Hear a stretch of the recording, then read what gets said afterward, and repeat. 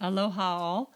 This is Samana with Unconventional Insights. This is my 18th podcast. And we're doing this on communication in business and personal life. Now, I know we're Scorpio time, and I was trying to keep to the themes, but in order, because this is what Scorpio does in the month of November, is that it actually brings up past stuff and these yuck feelings and anger and sadness and all these past things can come up during Scorpio time. And basically, it's coming up because it's a month for transformation, as I said in my last podcast. So, for any of you that were inspired last week to come up with what you're doing for 30 days that you're going to do differently, facing fears and really challenging yourself, I would like you to know that sometimes the universe is supportive of certain processes. And right now, when things come up that feel tight or sticky or uncomfortable or confusing, that know you're getting an opportunity to review it and look at it again. So, bringing that into why I'm talking about communication, that is the easiest way to have the skills and the tools to resolve things that are coming up.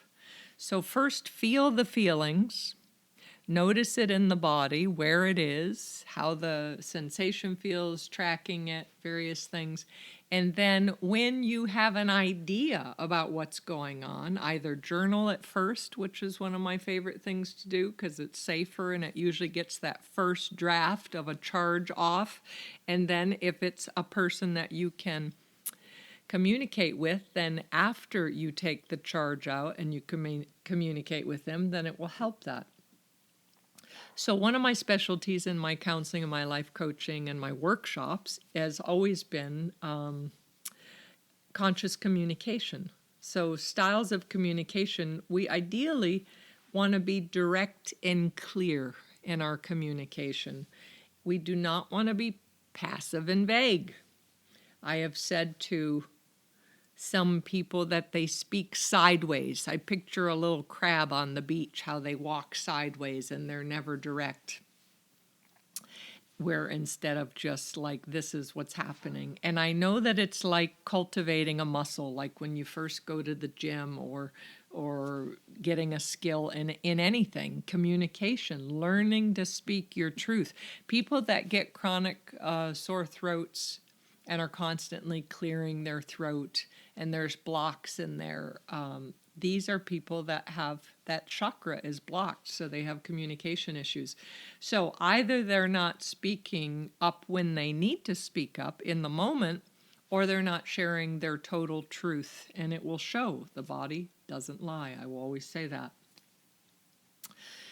Now, my family has always been great teachers of showing me what works and what doesn't work in communication. So, when I counsel people and teach people, and we always have one or several family members that are a reference of an area that we get an opportunity to speak clearer and more consciously. So first, let's talk about intimate relationships, because that's the theme right now in many things. So let's say it's with our partnership. Now, it is across the board, whatever psychologist or writer or article you read, that the number one quality for success in an intimate relationship or with anything is going to be communication. So when basically, if we're doing this personally or in business, and you have clients and you're saying you're not speaking to me clearly, or the clients lose trust in you because the way you're speaking, then this is going to affect things. So going back to partnership. So if someone is vague in their patterns, and this is what's interesting.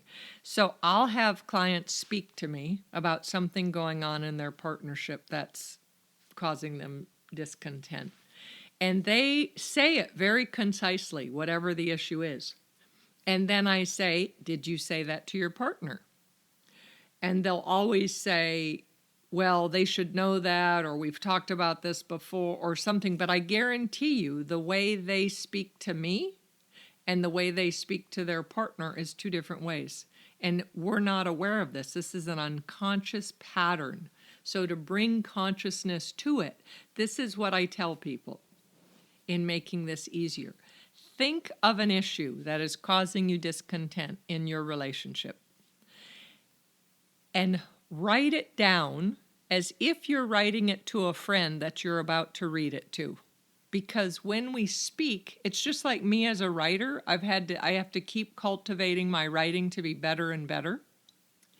Because we get into all this like vague, unnecessary speech where if we just bottom line it, clear, pure information.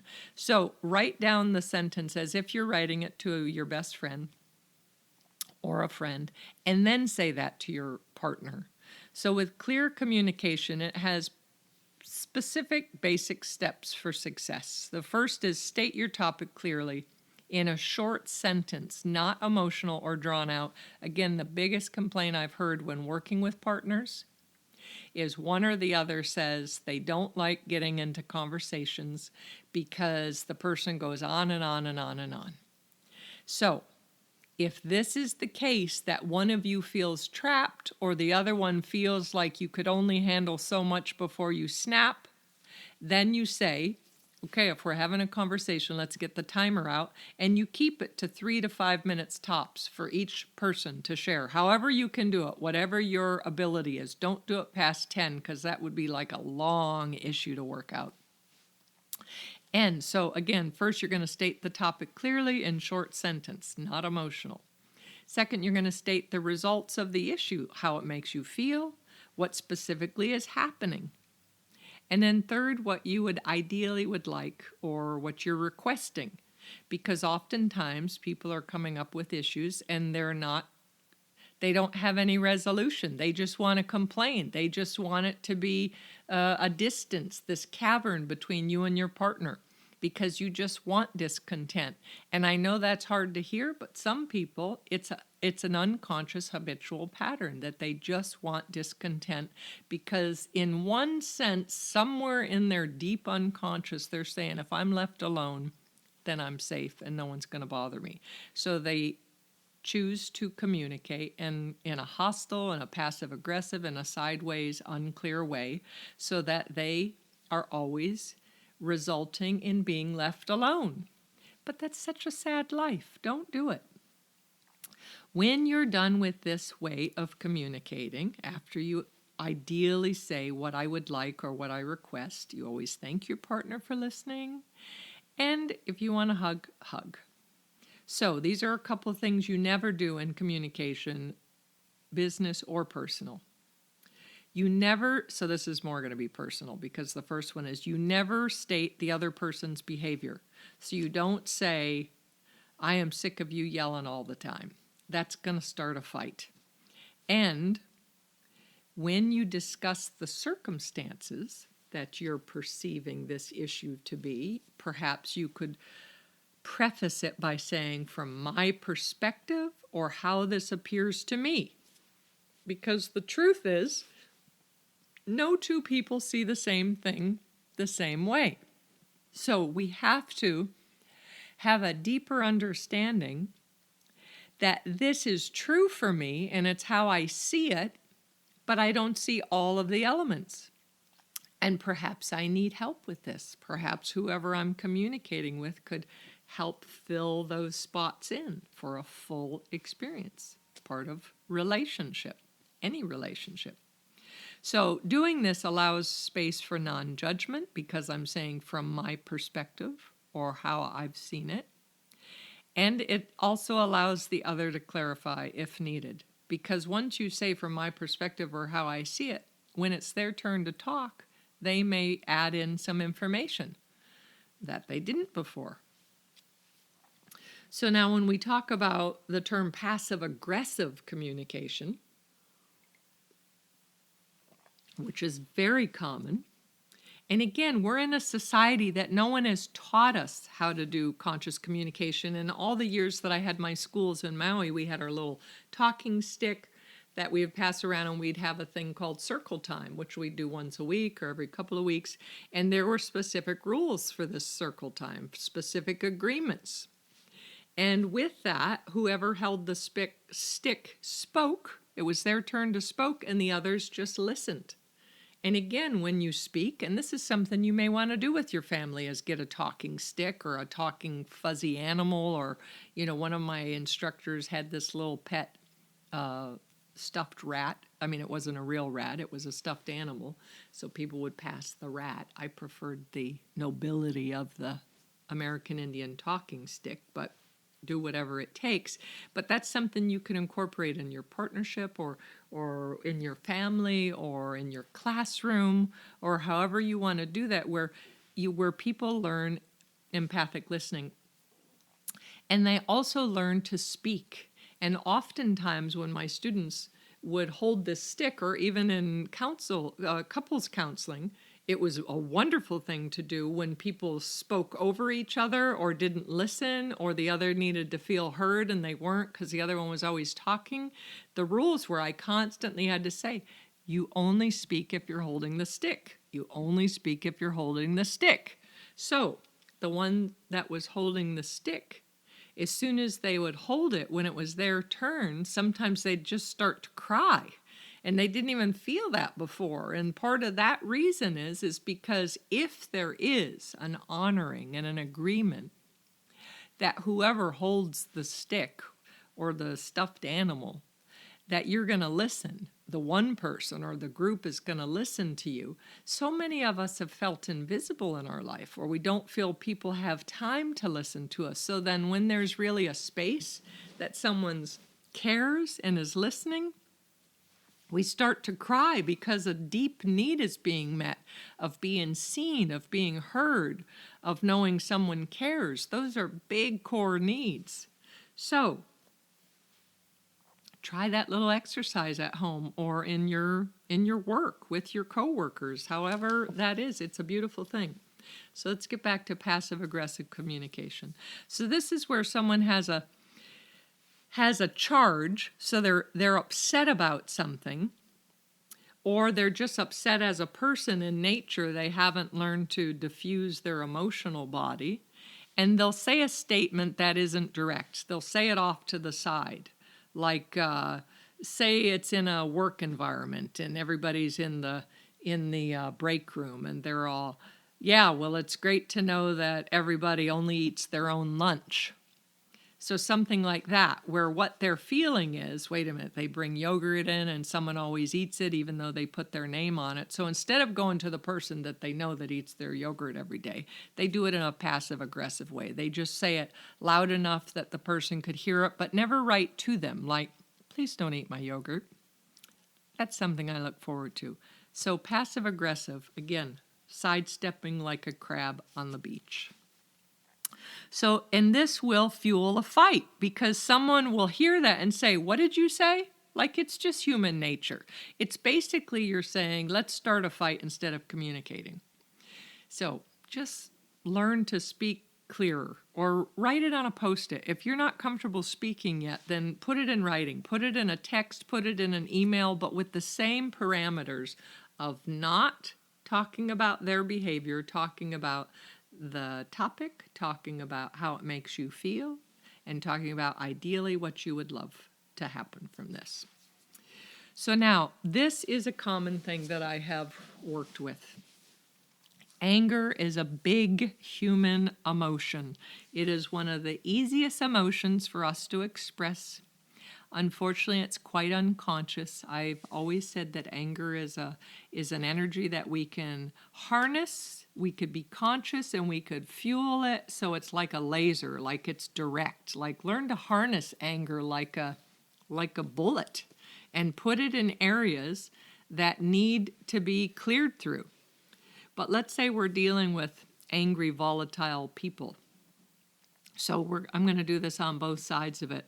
So you can say, if I am dealing with an angry person or someone that tends to go off very easily, then I may say, I need to share something with you that's making me feel bad, or that's bothering me, or that's upsetting me, and I'm afraid to share it with you because you get angry. And again, saying this, the tool is, it's called naming it. When you name a behavior, regardless if you do this in meditation, it's one of the tools in meditation when I'm sitting there trying to be still with my thoughts, and if thinking comes up, you label it, you name it, and it diffuses it. So it's a power. You could do that in any phenomena, any dynamic. So by naming it. Usually when the person hears this, they'll snap out of their anger for a moment, because you actually started by saying, I've had someone in my life that tended to be volatile and angry, and when I would say, and I'd usually do it through text or something, I want to talk to you about this, but I'm afraid you're going to yell at me. And then right away, he would say, okay, I'm not going to yell at you. And he'd prepare, because people aren't aware that it's their normal default mode to be angry. And again, that's a whole nother situation. And remember, I'm available for life coach via FaceTime, phone, whatever. I'm $100 an hour or 2 sessions for $150. Contact me. I am an expert on anger, fear, sadness. Contact me. Let's get back to this. So, by saying something to the person ahead of time, it is 93% chance that they're going to snap out of it. So, I personally am an expert at anger because I grew up with it. I grew up with it as a child, and then I started exhibiting it myself in my late teens, my 20s. By my 30s, and I started meditating and gave birth to my child, it was time to finally, once and for all, address this. It wasn't okay anymore. So, now, there was one time when my daughter was 2 years old, and I remember she was in her car seat, and we were driving through Kahului in Hawaii. And apparently I was on the phone, either talking with work or whoever, or who knows what. Who knows what was happening. But I had a million things to do, and, I own a business, I'm a single parent, all these things going on. And I get off the phone, and her little voice said to me from the back seat, "Are you angry, Mommy?" And I tell you, in that moment, I snapped out of it. I almost wanted to cry, because her little innocent perspective of asking me that showed me I didn't realize I was angry until she said that. So she was my teacher from a young age. So I have used that myself, and now I use it to check in myself if I notice that I'm swearing because I can't open the jam jar, or something's going on, and I stop and I ask myself, am I angry? And then I see, where is it in my body? How do I know I'm angry? I'm swearing at things. My stomach is tight. I'm breathing shallow. I do things like that. But back to using it when you're dealing with someone who's angry with you or in front of you often. So by stating your vulnerability, that it scares you, you're afraid to speak to them, it's hard being around them, this helps to diffuse the situation. So we can't control another person. And as I said, this is about a 93% chance that once you name it, like, I'm afraid to do this because I don't want to be yelled at, that will help. But let's say it's that 7% that this person's so ingrained in this unconscious construct that they can't shift out of it. Your only power always is your own behavior and your own vulnerability. So I don't know if I've said this in a past podcast, because I don't always keep track of everything I'm saying, but this is one of my favorite things that I've brought up many times in teaching. I read this article with National Geographic many years ago. I don't know, this was almost 20 years ago now. And I love anything to do with nature, because nature teaches us a lot. As a kid, I learned through the trees, through the animals, all of that. It's beautiful.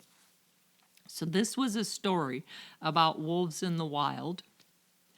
And basically, it was saying this phenomena that when a pack of wolves goes through the wild and the alpha wolf is in the lead, if two separate packs ever meet in nature, the alpha wolves will fight to the death, and whichever alpha wolf is left will take on both packs, and they move on. And this is just like something written in nature. Everybody knows how this works. But there was this research of these scientists watching these wolves, and what they found, and they couldn't discern why this would happen, but they would watch these two alpha wolves, these two packs coming together, where they would normally fight to the death.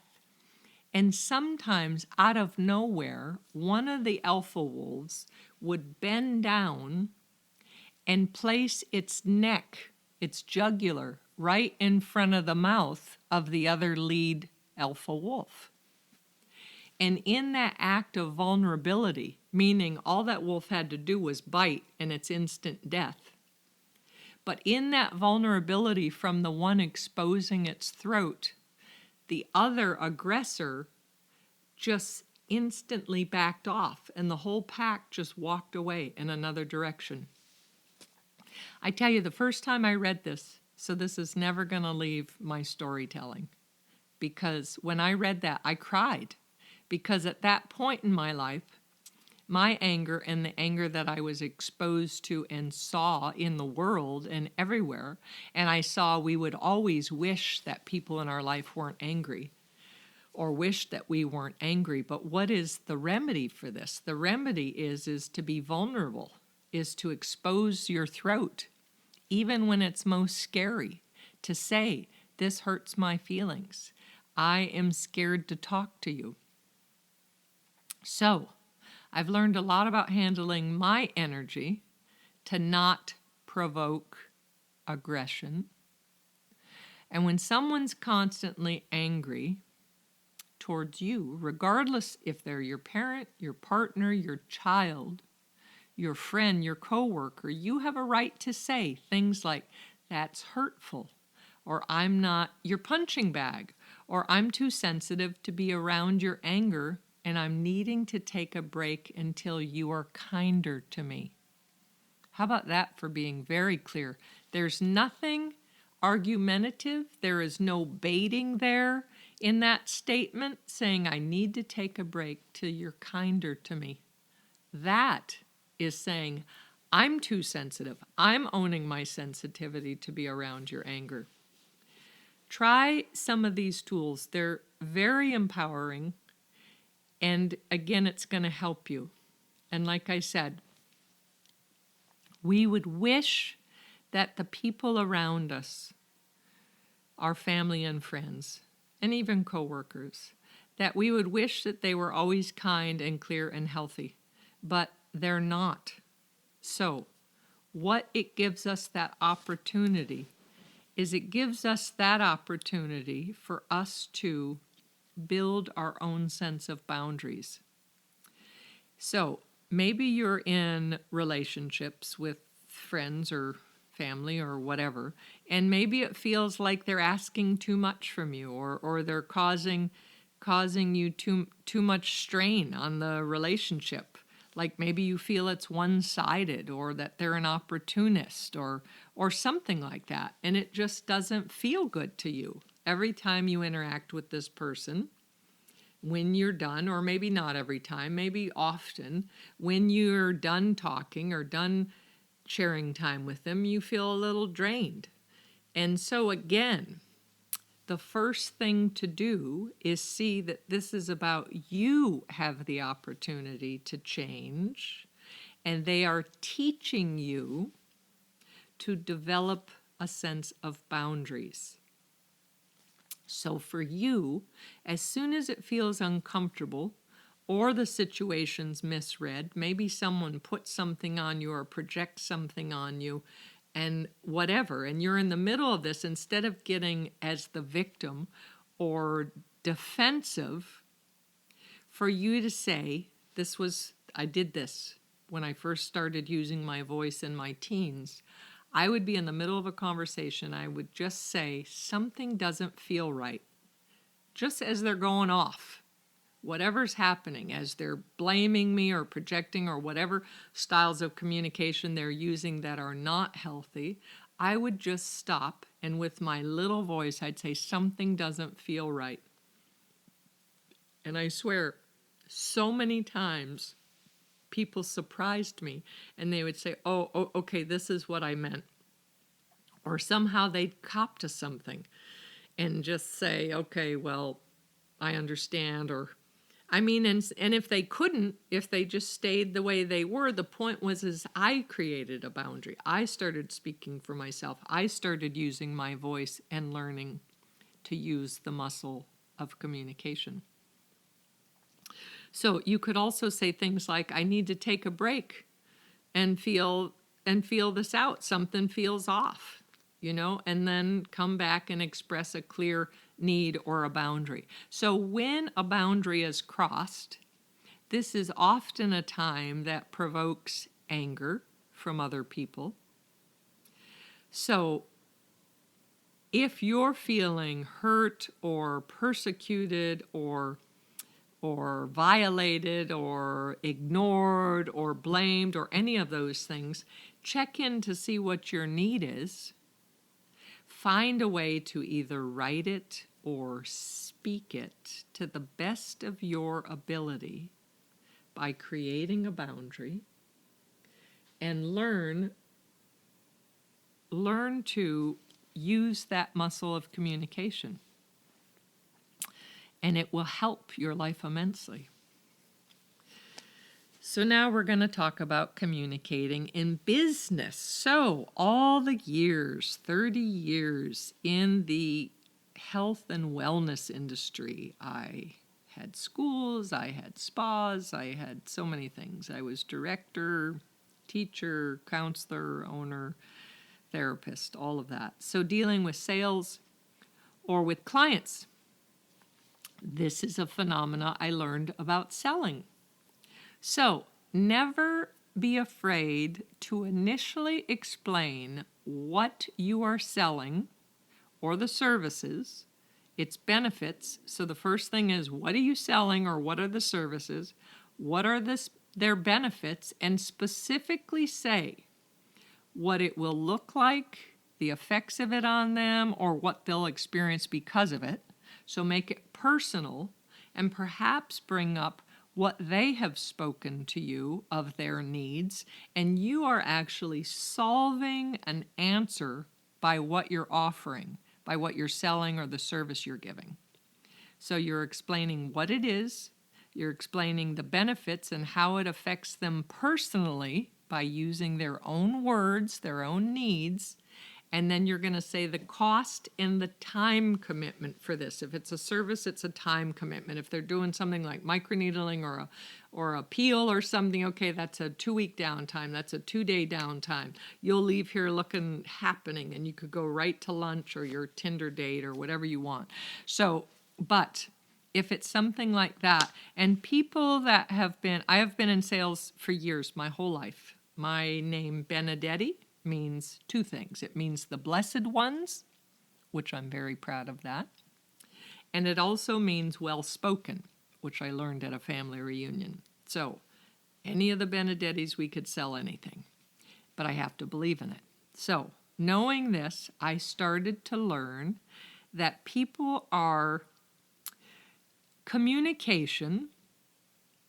clear communication is what sales is all about. It's what our personal relationship, our professional relationship, and by being clear in communication, this is how you build trust.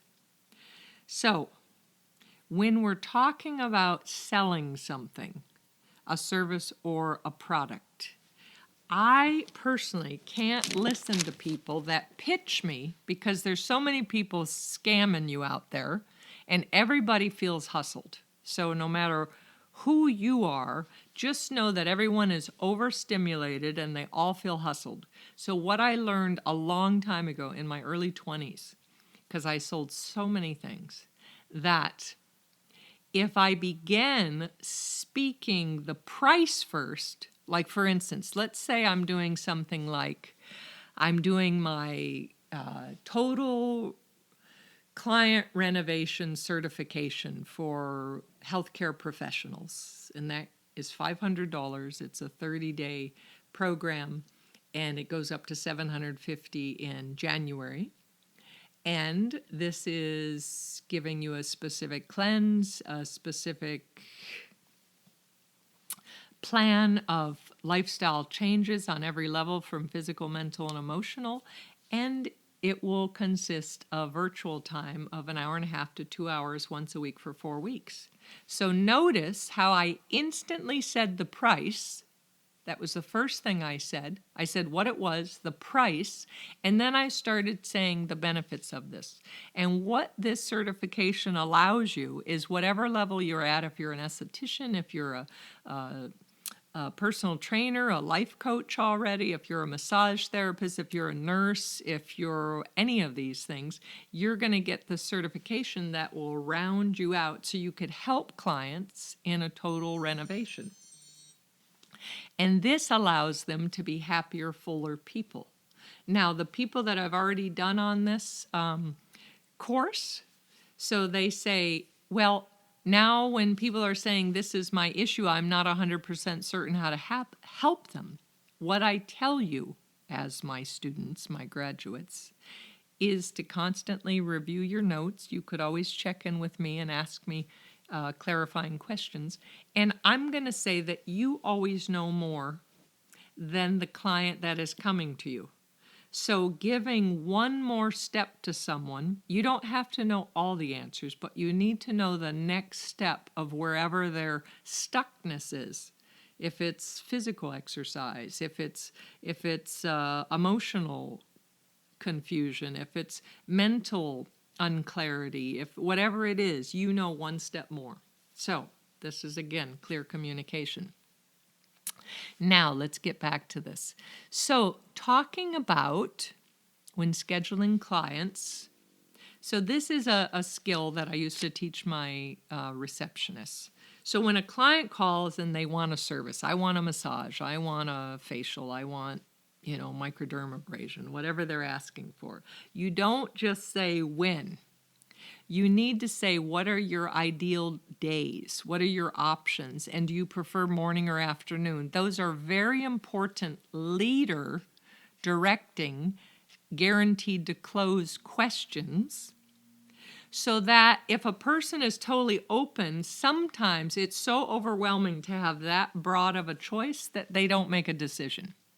I've learned through meditation and the nature of mind that people want 2 choices. They don't want 3 or more because it gets too overwhelming and they're going to say, forget it. So, for instance, if they say, okay, well, Tuesdays and Thursdays work best, I like mornings, then I will say, okay, I have Tuesday at 9 and I have Thursday at 11. So I may have nothing booked that week, but I'm going to give them 2 choices of what they just told me was their criteria, and it's guaranteed that they book. So there you go. You have a higher chance of closing a sale. Now, same with products. So you work on a client, you explain, you come outside, you bring the products out. They call it the puppy dog sale, where you bring it out and you hand it to them. Let them feel the products. Here it is. Here's this cleanser. Here's this serum. Here's this whatever. And you basically say, this is the name of it. And I either say, remember during this part of the treatment, and you loved that smell, this is the rosemary in that, this is the honey in that, this is going to be nice and nourishing. Remember what it felt like on your skin, that it felt, so you thought it was cooling. So it's that wonderful cooling, hydrating product. So I'm telling what it did, I'm telling the cost, and then I'm also going to explain how long it should last them on the average. Because if you're selling something that's $127 for my high-end favorite stem cell power serum by Glymed, then I am going to say this will last you 3 to 4 months. You use 2 pumps every morning on clean skin, and I guarantee with a little new face, microcurrent. You're going to keep that skin tone and thick and firm, and that serum's going to penetrate, and it's happening as long as you stay exfoliated enough. All of that. So these are how you sell things. You name it, give the price, and the benefits to them personally. It's the same way when we communicate, is what does it mean to me? How is it making me feel? So when we want to do this communication, there are specific ground rules where it is best to ask the partner or the person for a scheduled time to talk. And then you hold to that time. You don't be late or any of that, or you could text and say traffic is busy and can we push this 45 minutes, but really keep it as a professional contract, even when it's business, because people feel respected then. And use the steps that I stated before, and always give clear feedback with what you heard. When the person speaks and it's their time on the timer at the end, you could say, this is what I heard you say. And you could also say, this is how I felt when it's your time to speak. And then you always give appreciations for this time, for thank you for caring enough to want to communicate this. Thank you for bringing this to our attention. And then hugs are a great ending. And I'll say to couples out there and to anyone, any type of relationship, if it's amongst roommates, if it's amongst friends, if it's coworkers, again, even with your boss, however that is, the more you check in daily or weekly with a partner, with a family member, with a friend, even briefly, the deeper and more connected you feel. You're building trust, and you're building a habit, which humans and our behavior loves habits. So when we have a habit that I know at the end of the day, I'm constantly going to have 10 minutes to check in with my partner and do a check-in, a specific series of points that we're going to bring up so that even if we've had a big busy day and we were both working and we're exhausted and we have kids and we have the house and we have the pets and it goes on and on and on, we still feel that connection. So this creates a deep sharing, it creates a satisfying relationship, and you begin to look forward to it and crave it all the time.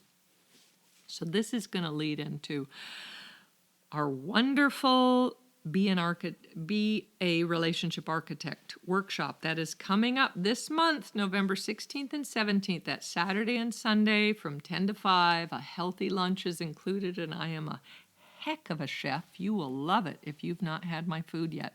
This is in South Austin, and if you're not in South Austin, I do have a few rooms that I rent on booking.com, and if you contact me directly, I'll give you a better deal per night, and I'd love to have you here for this intensive. Everyone is going to get a contract, a relationship contract, and we have a series of fun and edgy exercises that we're doing interactively, that we're doing journaling, that I'm giving intense lectures. It's process.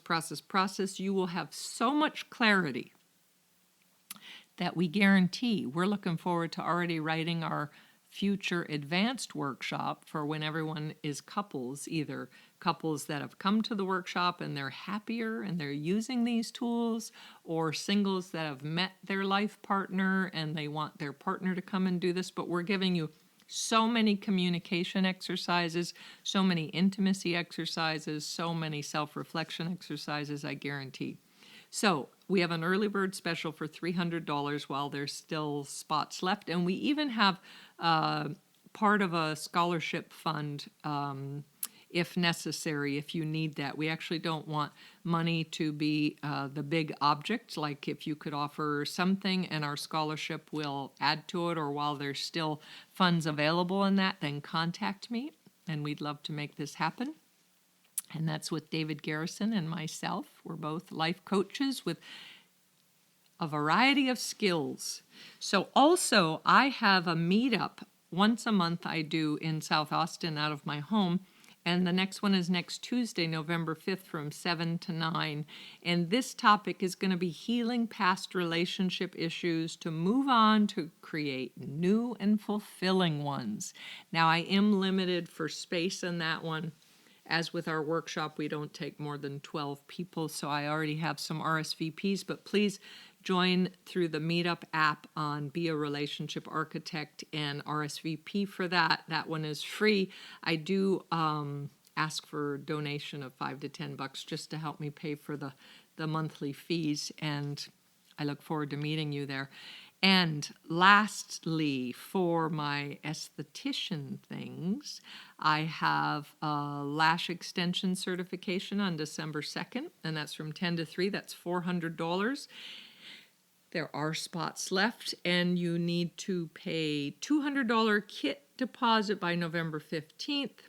We are teaching on mannequins and a live model, and it's natural to dramatic. I only take 10 in that class, and that is my last esthetician workshop of the year. And starting in January 2020, that same class goes up to $600. I'm still cheaper than other people, and I give more, and I'm working on my website more. I have my father helping me, and on Spaluna, SPALUNA.com.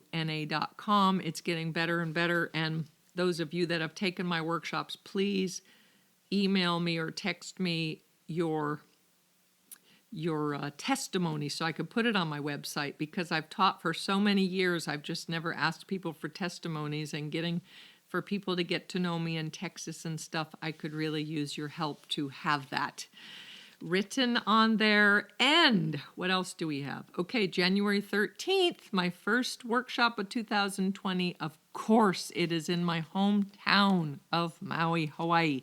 I'm teaching from 10 to 3 and at Haiku Maui at the Temple of Peace. Microneedling, nano-needling, micro-channeling for $250, and that is a deposit of $125 while spaces are left. There are only 3 spaces left, and one person just wrote me this morning, and I know Hawaii is 5 hours difference, so if she takes it, then there's only 2 spaces left. So if you want that, come. And again, reminding you about my favorite thing, and I'm already doing 2 new clients. I'm finishing 1 this week and starting 2 more. I'm only going to take 5 a month, but if you are in the healthcare industry and you want more rounded help for your clients, as I said, this total client renovation certification is big. It's powerful for you. I have you do this process for 30 days, so you could take a client through that for 30 days and contact me, and we will do that. My number is 808-283-7587, and you can contact me at Samana, SAMANA, at SPALUNA.com. And I look forward to next week. And if any of you have ideas for podcasts that you'd love to hear, please contact me and let me know. And you could text me or email me, and I would love to know ideas, because every week, I'm pretty good at coming up with stuff, but I want to give my audience what they want. Blessings to you. Happy Halloween. Enjoy this Scorpio time. When that stuff comes up, use your communication skills. Thank you. Aloha.